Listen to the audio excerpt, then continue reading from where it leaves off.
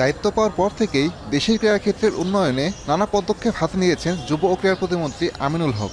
সে ধারাবাহিকতায় এবার ক্রীড়াবিদদের জন্য মন্ত্রণালয়ের বিশেষ পরিকল্পনা। স্পোর্টস মিনিস্ট্রি, আমাদের গৃহায়ন এবং আমাদের স্থানীয় সরকার ক্রিকেট ছাড়া অন্যান্য প্রায় সব খেলার বেশিরভাগ ক্রীড়াবিদই অর্থ কষ্টে ভোগেন।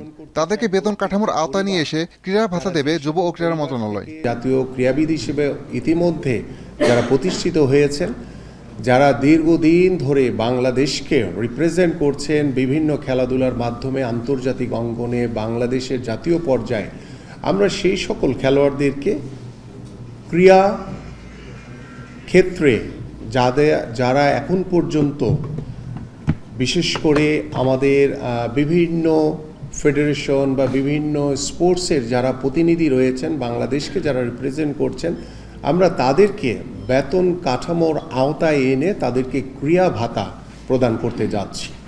আগামী ৩০ মার্চ এক অনুষ্ঠানে এই কার্যক্রমের উদ্বোধন করবেন প্রধানমন্ত্রী তারেক রহমান।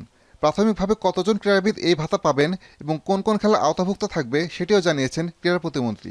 আমাদের লক্ষ্য হচ্ছে টোটাল 500 জন ক্রীড়াবিদদেরকে আমরা ক্রীড়া ভাতা মানে ক্রীড়া বেতন কাঠামোর আওতায় এনে ক্রীড়া ভাতা প্রদান করব। ইভেন্ট রয়েছে আর্চারি, বক্সিং, ইয়োগা, জিমন্যাস্টিক্স রয়েছে, ক্যারাম রয়েছে, সুইমিং রয়েছে, ভারোত্তোলন রয়েছে, উশু রয়েছে, অ্যাথলেট রয়েছে, প্যারা এবং ব্যাডমিন্টন।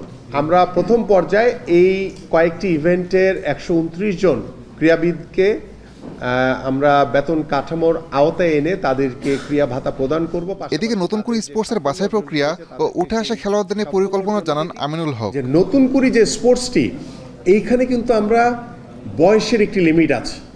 আমরা 12 থেকে 14 বছরের বাচ্চাদেরকে দিয়ে কিন্তু আমরা এই নতুন করে স্পোর্টস একদম ইউনিয়ন থেকে শুরু করে জাতীয় পর্যায় পর্যন্ত আনবো। এখান থেকে যেই সকল প্রতিভাবান খেলোয়াড়দেরকে আমরা পাবো, তাদেরকে কিন্তু আমরা এই ক্রীড়া বৃত্তি প্রদান করব।